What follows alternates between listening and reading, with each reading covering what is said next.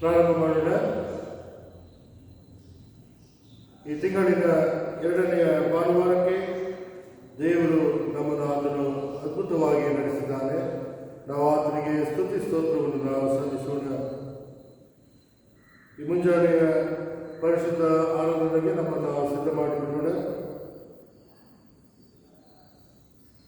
ದೇವರ ವಾಕ್ಯವು ಹೇಳುವುದೇನೆಂದರೆ, ಕೃತಜ್ಞತಾ ಸ್ತುತಿಯೊಡನೆ ಆತನ ಮಂದಿರ ದ್ವಾರಗಳಿಗೂ ಕೀರ್ತನೆಯೊಡನೆ ಆತನ ಅಂಗಳಗಳಿಗೂ ಬನ್ನಿರಿ.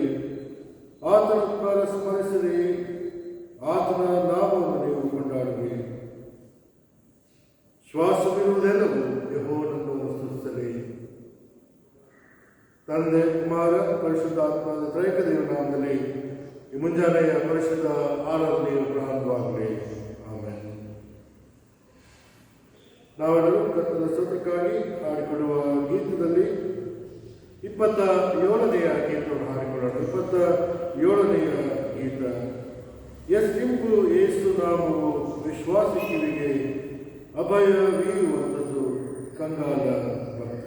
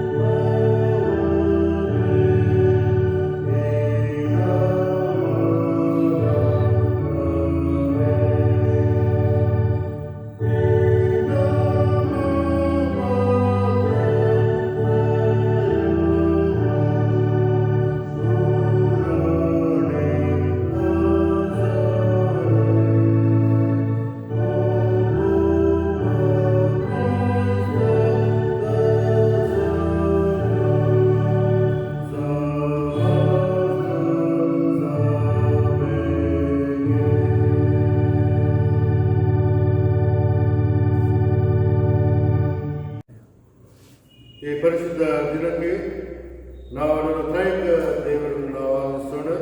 124ನೇ ಪುಟ. 124. ಕರ್ತನು ತನ್ನ ಪರಿಶುದ್ಧ ಮಂದಿರದಲ್ಲಿದ್ದಾನೆ. ಭೂಲೋಕಗಳ ಆತನ ಮುಂದೆ ಮೌನವಾಗಿರಲಿ. ಆತನ ಸಾನ್ನಿಧ್ಯದಲ್ಲಿ ಮಾನಮಹಿಮೆಗಳು, ಆತನ ಪವಿತ್ರಾಲಯದಲ್ಲಿ ಬಲ ಸೌಂದರ್ಯಗಳಿರುತ್ತವೆ. ನಾನಂತೂ ನಿನ್ನ ಮಹಾಕೃಪೆಯನ್ನು ಹೊಂದಿದವನಾಗಿ ನಿನ್ನ ಮಂದಿರದೊಳಕ್ಕೆ ಪ್ರವೇಶಿಸುವೆನು. ನಿನ್ನಲ್ಲಿಯೇ ಭಯಭಕ್ತಿಯುಳ್ಳವನಾಗಿ ನಿನ್ನ ಪರಿಶುದ್ಧ ಆಲಯದ ಕಡೆಗೆ ಅಡ್ಡ ಬೀಳುವೆನು. ಕರ್ತನು ನನಗೆ ಬೆಳಕು, ರಕ್ಷಕನೂ ಆಗಿದ್ದಾನೆ. ನಾನು ಯಾರಿಗೆ ಭಯಪಟ್ಟೇನು? ಕರ್ತನು ನನ್ನ ಪ್ರಾಣದ ಆಧಾರನು, ನಾನು ಯಾರಿಗೆ ಹೆದರೇನು? ಆತನು ನಮ್ಮ ಪಾಪಗಳಿಗೆ ಸರಿಯಾಗಿ ನಮ್ಮನ್ನು ಶಿಕ್ಷಿಸಲಿಲ್ಲ, ನಮ್ಮ ಅಪರಾಧಗಳಿಗೆ ತಕ್ಕಂತೆ ದಂಡಿಸಲಿಲ್ಲ. ಭೂಮಿಯ ಮೇಲೆ ಆಕಾಶವು ಎಷ್ಟು ಉನ್ನತವೋ, ಆತನಲ್ಲಿ ಭಯಭಕ್ತಿಯುಳ್ಳವರ ಮೇಲೆ ಆತನ ಕೃಪೆಯು ಅಷ್ಟು ಅಪಾರವಾಗಿದೆ. ಕರ್ತನ ಮಹೋಪಕಾರಗಳಿಗೆ ಬದಲೇನು ಮಾಡಲಿ? ರಕ್ಷಣಾ ಪಾತ್ರೆಯನ್ನು ತೆಗೆದುಕೊಂಡು ಕರ್ತನ ನಾಮವನ್ನು ಪ್ರಖ್ಯಾತಿ ಪಡಿಸುವುದು. ಕರ್ತನೇ, ನನ್ನ ಶರಣನ ವಿಮೋಚಕನೇ, ನನ್ನ ಮಾತುಗಳ ಹೃದಯ ಧ್ಯಾನವು ನಿನಗೆ ಸಮರ್ಪಕವಾಗಿರಲಿ. ನಾವು ಸ್ವಲ್ಪ ಹೊತ್ತು ಮೌನವಾಗಿದ್ದು ನಾವು ಕಳೆದ ವಾರದಲ್ಲಿ ಮಾಡಿರುವಂತೆಲ್ಲ ಪಾಪಗಳನ್ನು ದೇವರ ಪರಿಶುದ್ಧ ಸನ್ನಿಧಾನದಲ್ಲಿ ಪಶ್ಚಾತ್ತಾಪ ಹೃದಯದಿಂದ ಅರಿಕೆ ಮಾಡಿಕೊಳ್ಳೋಣ.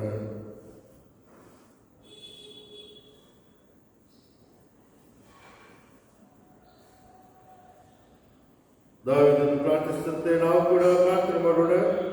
ಪ್ರೀತಿ ಸ್ವರೂಪನ ದೇವರೇ, ನನ್ನನ್ನು ಕರುಣಿಸು. ಕರುಣಾನಿಧಿಯೇ, ನನ್ನ ನೋವನ್ನು ಆಡಿಸಿಬಿಡು. ನನ್ನ ಪಾಪವನ್ನು ಸಂಪೂರ್ಣವಾಗಿ ತೊಳೆದುಬಿಡು. ನನ್ನ ದೋಷವನ್ನು ಪರಿಹರಿಸಿ ನನ್ನನ್ನು ಶುದ್ಧಿಗೊಳಿಸು. ನಾನು ದ್ರೋಹಿಯನ್ನು ನಾನೇ ಒಪ್ಪಿಕೊಂಡಿದ್ದೇನೆ.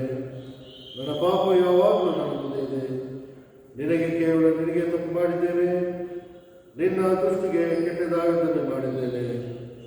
ದೇವರನ್ನು ಶುದ್ಧ ಹೃದಯ ನಿರ್ಮಿಸು. ನನಗೆ ಸ್ಥಿರಚಿತ್ತು ಅನುಗ್ರಹಿಸಿ ನೂತನಪಡಿಸು. ನಿನ್ನ ರಕ್ಷಣದ ಆನಂದವನ್ನು ನಾನು ತಿರುಗಿ ಅನುಭವಿಸುವಂತೆ ಮಾಡು. ನನ್ನಲ್ಲಿ ಸಿದ್ಧ ಮನಸ್ಸು ಹುಟ್ಟಿಸಿ ನನಗೆ ಆಧಾರನಾಗು. ಬನ್ನಿ, ಪಶ್ಚಾತ್ತಾಪದಿಂದ ಸ್ವಾಮಿ ಹತ್ರ ಬರು.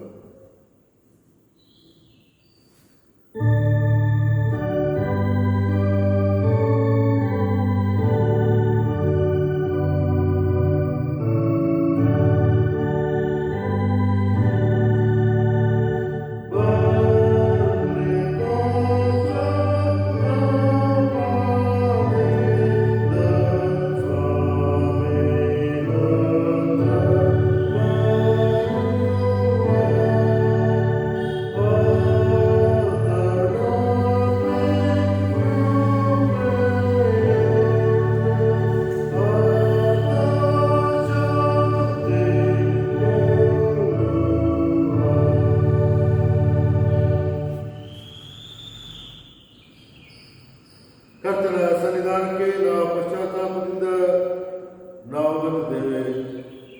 ನಾವು ಮಾಡಿರುವಂತಹ ಪಾಪಗಳನ್ನು ಕರ್ತನು ತನ್ನ ರಕ್ತದಿಂದ ನಮ್ಮನ್ನು ತೊಳೆದು ನಮ್ಮನ್ನು ಶುದ್ಧರನ್ನಾಗಿ ಆತ್ಮ ಮಾಡಲಿ. ಕೃಪಾಳುವೆ, ನಿನ್ನ ವಿಶ್ವಾಸಿಗಳಿಗೆ ಪಾಪ ಕ್ಷಮೆಯನ್ನು ಶಾಂತಿಯನ್ನು ಅನುಗ್ರಹಿಸಿ ಅವರು ತಮ್ಮ ಎಲ್ಲ ಪಾಪಗಳಿಂದ ಶುದ್ಧೀಕರಣವನ್ನು ಹೊಂದಿ ಶಾಂತಚಿತ್ತರಾಗಿ ನಿನ್ನನ್ನು ಸೇವಿಸುವಂತೆ ದಯಪಾಲಿಸಬೇಕೆಂದು ನಮ್ಮ ಕರ್ತನಾದ ಯೇಸು ಕ್ರಿಸ್ತನ ಮುಖಾಂತರ ನಿನ್ನನ್ನು ಬೇಡಿಕೊಳ್ಳುತ್ತೇವೆ.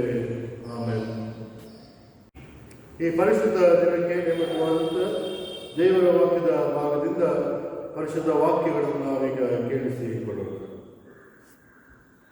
ಈ ದಿನಕ್ಕೆ ನೇಮಕವಾದ ಮೊದಲನೇ ವೇದ ಭಾಗವು ಆದಿಕಾಂಡ 2ನೇ ಅಧ್ಯಾಯ ವಚನಗಳು 18ರಿಂದ 25ರವರೆಗೆ.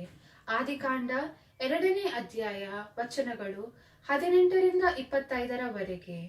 ಮತ್ತು ಯೆಹೋವ ದೇವರು, ಮನುಷ್ಯನು ಒಂಟಿಗನಾಗಿರುವುದು ಒಳ್ಳೆಯದಲ್ಲ, ಅವನಿಗೆ ಸರಿ ಬೀಳುವ ಸಹಕಾರಿಯನ್ನು ಉಂಟು ಮಾಡುವೆನು ಅಂದನು.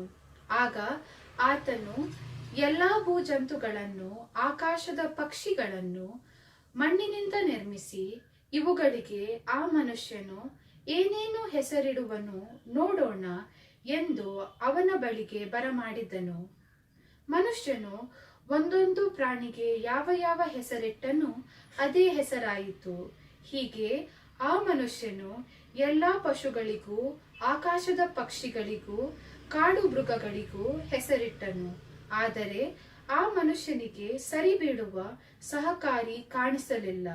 ಹೀಗಿರುವಲ್ಲಿ ಯೆಹೋವ ದೇವರು ಆ ಮನುಷ್ಯನಿಗೆ ಗಾಢನಿದ್ರೆಯನ್ನು ಬರಮಾಡಿ ಅವನ ಪಕ್ಕೆಯ ಎಲುಬುಗಳಲ್ಲಿ ಒಂದನ್ನು ತೆಗೆದುಕೊಂಡು ಅದರ ಸ್ಥಳವನ್ನು ಮಾಂಸದಿಂದ ಮುಚ್ಚಿ, ತಾನು ಮನುಷ್ಯನಿಂದ ತೆಗೆದಿದ್ದ ಎಲುಬನ್ನು ಸ್ತ್ರೀಯಾಗಿ ಮಾಡಿ ಆಕೆಯನ್ನು ಅವನ ಬಳಿಗೆ ಕರತಂದನು. ಅವನು ಆಕೆಯನ್ನು ನೋಡಿ, ಈಗ ಸರಿ, ಈಕೆಯು ನನ್ನ ಎಲುಬುಗಳಿಂದ ಬಂದ ಎಲುಬು, ನನ್ನ ಮಾಂಸದಿಂದ ಬಂದ ಮಾಂಸವೂ ಆಗಿದ್ದಾಳೆ. ಈಕೆಯು ನರನಿಂದ ಉತ್ಪತ್ತಿಯಾದ ಕಾರಣ ನಾರಿ ಎನಿಸಿಕೊಳ್ಳುವಳು ಅಂದನು. ಈ ಕಾರಣದಿಂದ ಪುರುಷನು ತಂದೆ ತಾಯಿಗಳನ್ನು ಬಿಟ್ಟು ತನ್ನ ಹೆಂಡತಿಯನ್ನು ಸೇರಿಕೊಳ್ಳುವನು, ಅವರಿಬ್ಬರು ಒಂದೇ ಶರೀರವಾಗಿರುವರು. ಆ ಸ್ತ್ರೀ ಪುರುಷರಿಬ್ಬರು ಬೆತ್ತಲೆಯಾಗಿದ್ದರೂ ನಾಚಿಕೊಳ್ಳಲಿಲ್ಲ ಎಂಬುದೇ. ದೇವರ ವಾಕ್ಯವನ್ನು ಕೇಳಿಸಿದ ಮುಂಚಿತವಾಗಿ ನಮ್ಮನ್ನು ಸಿದ್ಧ ಮಾಡಿಕೊಳ್ಳೋಣ. ಕರ್ತನು ನಮ್ಮೆಲ್ಲರನ್ನು ಆತನು ಪರಿಶುದ್ಧಾತ್ಮನ ಮೂಲಕ ನಮ್ಮನ್ನು ಆತನು ನಡೆಸಲಿ. ಕರ್ತ ಸಿದ್ಧವಾಗಿದ್ದೇನೆ, ನನ್ನ ಕೂಡ ಮಾತನಾಡು.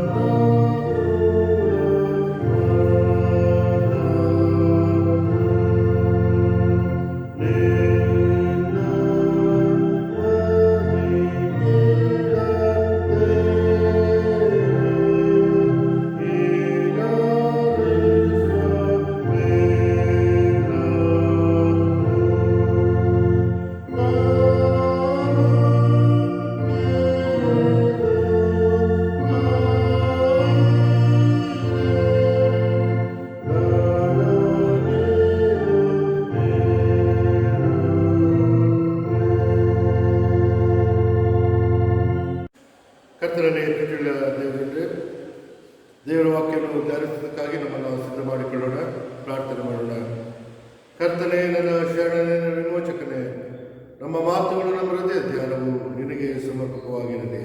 ಆಮೇಲೆ ಈ ದಿನ ದೇವರ ವಾಕ್ಯದ ವಿಷಯ ಮದುವೆ, ಒಡಂಬಡಿಕೆ ಹಾಗೂ ಪವಿತ್ರ ಸಂಸ್ಕಾರದ ಆಚರಣೆ. Marriage, celebration of covenant and sacrament. ಈಗ ತಾನೇ ನಾವು ಕೇಳಿಸಿಕೊಂಡಂಥ ಆದಿಕಾಂಡ ಪುಸ್ತಕ 2ನೇ ಅಧ್ಯಾಯ 18ರಿಂದ 25ನೇ ವಚನವನ್ನು ನಾವು ನೋಡಿಕೊಳ್ಳೋಣ. ಮದುವೆ ಅದು ಒಂದು ಪವಿತ್ರ ಸಂಸ್ಕಾರವಾಗಿದೆ. 7 ಸಂಸ್ಕಾರಗಳಲ್ಲಿ ಮದುವೆಯು ಅದು ಪವಿತ್ರ ಸಂಸ್ಕಾರವಾಗಿರುತ್ತದೆ. ಪ್ರಿಯರೇ, ಮದುವೆಯು ಅದು ಪರಿಶುದ್ಧವಾದಂಥ ಸಂಸ್ಕಾರವಾದಲ್ಲಿ ನಮ್ಮ CSI ಆರಾಧನಾ ಕ್ರಮ ಪುಸ್ತಕದಲ್ಲಿ ನಾವು ನೋಡುವಾಗ ಅದು ಬಹಳ ಚಂದವಾಗಿ ಆರಾಧನಾ ಕ್ರಮ ರಚಿಸಲ್ಪಟ್ಟಿದೆ. ಅಲ್ಲಿ ಒಂದು ಭಾಗ ಹೀಗೆ ಹೇಳ್ತದೆ ಅಂದರೆ, ಹೀಗಿರಲಾಗಿ ಯಾರು ಲಘು ಮನಸ್ಸಿನಿಂದಾಗಲಿ ಅವಿವೇಕದಿಂದಾಗಲಿ ಮದುವೆಯಾಗುವುದಕ್ಕೆ ತೊಡಗದೆ ಗಂಭೀರ ಭಾವದಿಂದಲೂ ಪ್ರಾರ್ಥನಾಪೂರ್ವಕವಾಗಿಯೂ ವಿವಾಹವು ಸ್ಥಾಪಿತವಾದ ಉದ್ದೇಶವನ್ನು ಮನಪೂರ್ವಕವಾಗಿ ಆಲೋಚಿಸಿ ಅದರಲ್ಲಿ ಪ್ರವೇಶಿಸತಕ್ಕದ್ದು. ದೇವರ ವಾಕ್ಯ ಭಾಗದಲ್ಲಿ ನೋಡುವಾಗ ದೇವರು ತಾನೇ ಈ ಒಂದು ಪವಿತ್ರ ಮದುವೆಯ ಒಂದು ಕಾರ್ಯವನ್ನು ಅಂದು ಆದಾಮ ಅವಳರಲ್ಲಿ ಆತನು ನೆರವೇರಿಸುವುದನ್ನು ನಾವು ನೋಡುತ್ತೇವೆ. ದೇವರು ಆತನು ಈ ಮದುವೆಯ ಒಂದು ಡಿಸೈನರ್ ಆಗಿಯೂ ಒಂದು ಆರ್ಕಿಟೆಕ್ಟ್ ಆಗಿಯೂ ಇರುವುದನ್ನು ನಾವು ನೋಡುತ್ತೇವೆ. ದೇವರು ಈ ದಾಂಪತ್ಯ ಜೀವಿತಕ್ಕೆ ಆತನು ಆಶೀರ್ವದಿಸಿದನು. ಕರ್ತನು ಆತನು ಎಲೋಹಿಮ್ ಆಗಿ 1ನೇ ಅಧ್ಯಾಯದಲ್ಲಿ, ಆದಿಕಾಂಡ ಪುಸ್ತಕ 1ನೇ ಅಧ್ಯಾಯದಲ್ಲಿ ಆತನು ಎಲ್ಲವನ್ನು ಆತನು ಸೃಷ್ಟಿಸುವುದನ್ನು ನಾವು ನೋಡ್ತೇವೆ. ಅದೇ ರೀತಿಯಲ್ಲಿ 2ನೇ ಅಧ್ಯಾಯದಲ್ಲಿ ದೇವರು ಆತನು ಆದಾಮ ಅವಳರಿಗೆ ವೈಯಕ್ತಿಕ ದೇವರಾಗಿದ್ದು ಅವರ ಎಲ್ಲ ಒಂದು ಕಷ್ಟಗಳನ್ನು ನೀಗಿಸಿ ಅವರಿಗೆ ಬೇಕಾದಂಥ ಆಶೀರ್ವಾದಗಳನ್ನು ಕೊಡುವುದನ್ನು ನಾವು ನೋಡ್ತೇವೆ. God becomes A personal God who CARES for his creatures. ದೇವರು ಆದಾಮನನ್ನು ಕರೆದು ನಾನು ಸೃಷ್ಟಿ ಮಾಡಿದಂಥ ಎಲ್ಲ ಪ್ರಾಣಿಗಳಿಗೆ ಹೆಸರಿಡಬೇಕು ಎಂಬುದಾಗಿ ಹೇಳಿದಾಗ ಆತನ ಹೆಸರನ್ನಿಟ್ಟನು. ಅಲ್ಲಿ ಆದಾಮನಿಗೆ ಸರಿ ಹೋಲುವಂಥ ಒಂದು ಸಂಗಾತಿಯಲ್ಲಿ ಸಿಗದಿದ್ದ ಕಾರಣ ದೇವರು ಆದಾಮನಿಗೆ ನಿದ್ರೆಯನ್ನು ಬರೆಸಿ ಆತನ ಪಕ್ಕೆಯ ಎಲುಬಿನಿಂದ ಹವಳನ್ನು ಉಂಟು ಮಾಡುವುದನ್ನು ನಾವು ಇಲ್ಲಿ ನೋಡ್ತೇವೆ. ಪ್ರಿಯರೇ, ಪಕ್ಕೆಯಿಂದ ಬಂದ ಕಾರಣ ಅಲ್ಲಿ ಸಮಾನತೆ ಇದೆ. Equality is seen in God's creation. ಮದುವೆ, ಈ marriage, God here he becomes the designer and the architect of marriage. ಎರಡನೇದಾಗಿ ನಾವು ನೋಡುವಾಗ God strengthens our commitment through this covenant of marriage.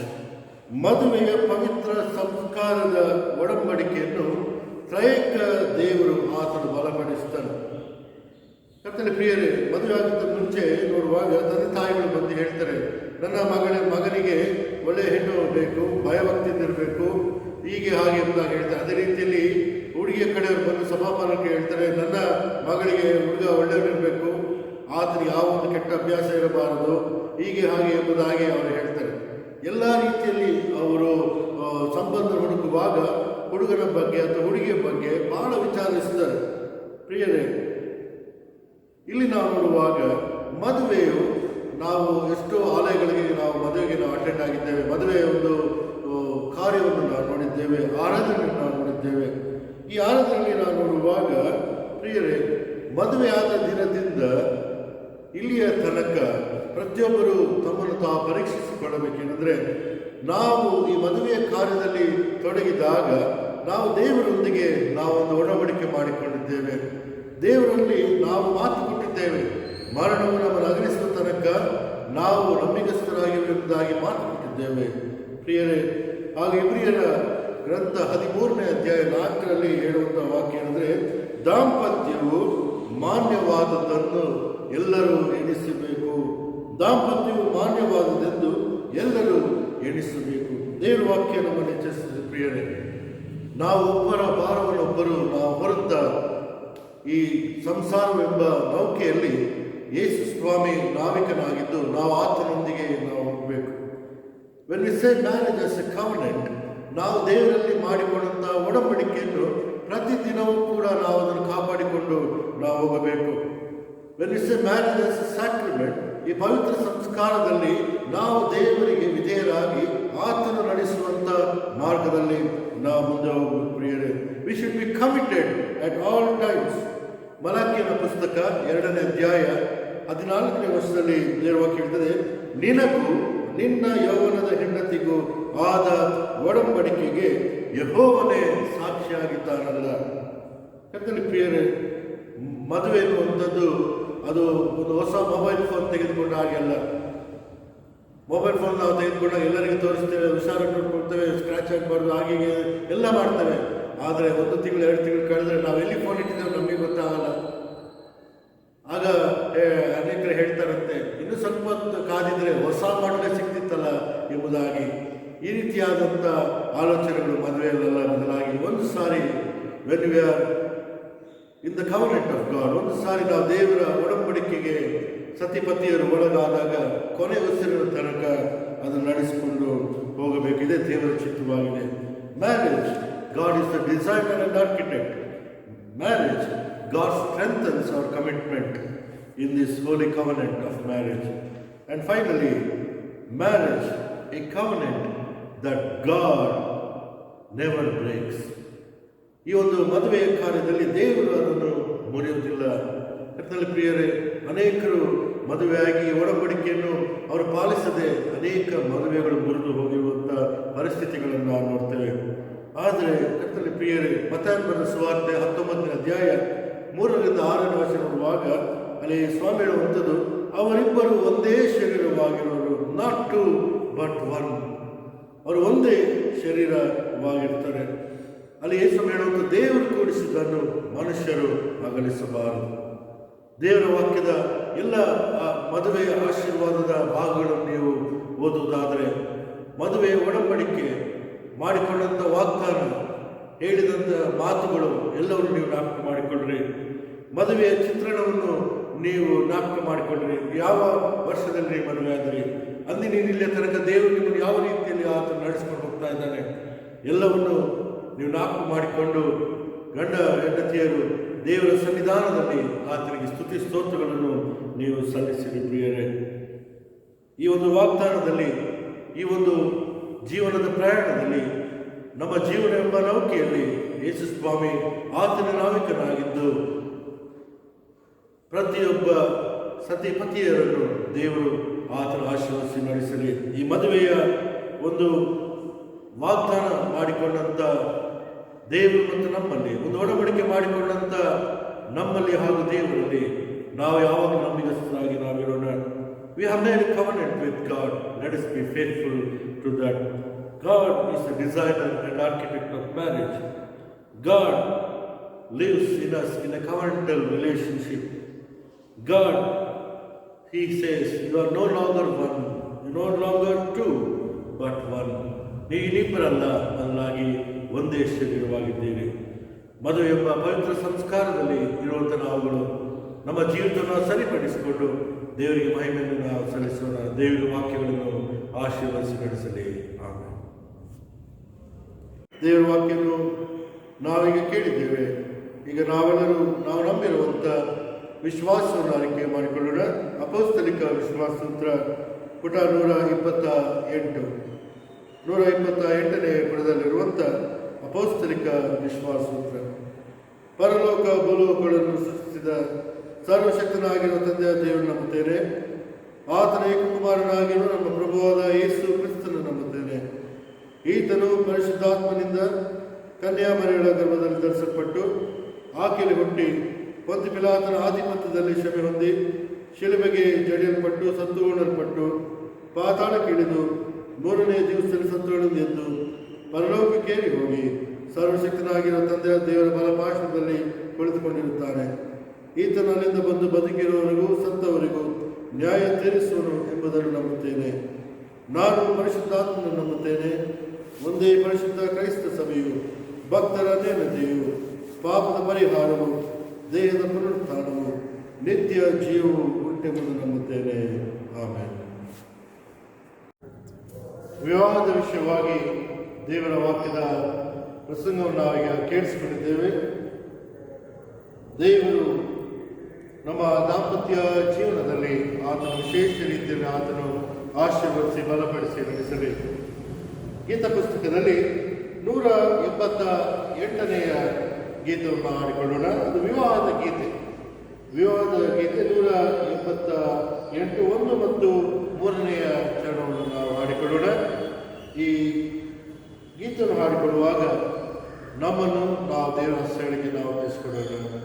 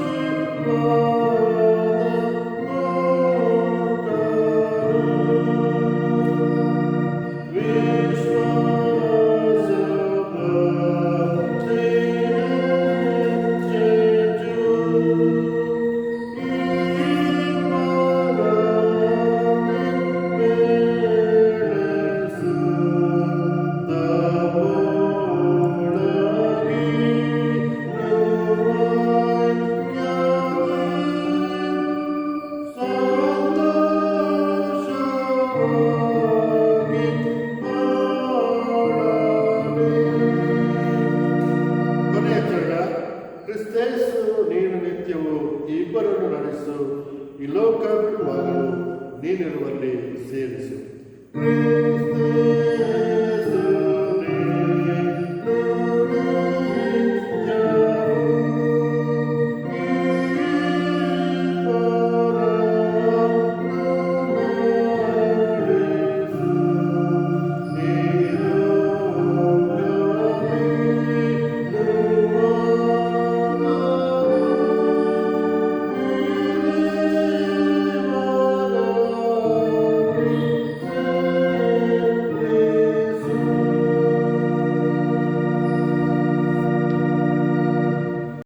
ನಾವೆಲ್ಲರೂ ಒಟ್ಟಾಗಿ ಕರ್ತನ ಪ್ರಾರ್ಥನೆಯನ್ನು ಏಕ ಮನಸ್ಸಿಂದ ಆರೈಕೆ ಮಾಡಿಕೊಳ್ಳೋಣ. ಪರಲೋಕದಲ್ಲಿರುವ ನಮ್ಮ ತಂದೆಯೇ, ನಿನ್ನ ನಾಮವು ಪರಿಶುದ್ಧವೆಂದು ಎಣಿಸಲ್ಪಡಲಿ. ನಿನ್ನ ರಾಜ್ಯವು ಬರಲಿ. ನಿನ್ನ ಚಿತ್ತವು ಪರಲೋಕದಲ್ಲಿ ನೆರವೇರುವ ಪ್ರಕಾರ ಭೂಲೋಕದಲ್ಲಿಯೂ ನೆರವೇರಲಿ. ನಮ್ಮ ಅನುದಿನದ ಆಹಾರವನ್ನು ಇವತ್ತು ನಮಗೆ ದಯಪಾಲಿಸು. ನಮಗೆ ತಪ್ಪು ಮಾಡಿದವನ್ನ ಕ್ಷಮಿಸಿದಂತೆ ನಮ್ಮ ತಪ್ಪನ್ನು ಕ್ಷಮಿಸು. ನಮ್ಮನ್ನು ಶೋಧನೆಗಳಿಗೆ ಸೇರಿಸದೆ ಕೇಳಿನಿಂದ ನಮ್ಮನ್ನು ತಪ್ಪಿಸು. ರಾಜ್ಯ ಬಲವು ಮಹಿಮೆಯು ಸದಾಕಾಲವು ನಿನ್ನವೇ ಸ್ವಾಮಿ. ಆಮೇಲೆ ವಿಶ್ವಾಸದಿಂದ ಕರ್ತನ ಆಶೀರ್ವಾದ ಹೊಂದಿಕೊಳ್ಳೋಣ. ಶಾಂತಿದಾಯಕ ದೇವರು ತಾನೇ ನಮ್ಮನ್ನು ಆತನು ಬಲಪಡಿಸಿ ನಡೆಸಲಿ. ಕರ್ತನ ಸೇವೆಯಲ್ಲಿ ನಮ್ಮನ್ನು ಆತನು ಬಲಪಡಿಸಿ ನಮ್ಮನ್ನು ಕಾಣಲಿ. ತಂದೆ, ಕುಮಾರ, ಪರಿಶುದ್ಧಾತ್ಮನಾದ ತ್ರೈಕ ದೇವರ ಆಶೀರ್ವಾದ, ಕೃಪೆಯು, ಶಾಂತಿ, ಸಮಾಧಾನ, ಅಭಿಷೇಕ, ಐಕ್ಯತೆ, ಸ್ಪಷ್ಟವು ಸದಾ ಕಾಲವು ನಿಮ್ಮೊಂದಿಗಿರಲಿ.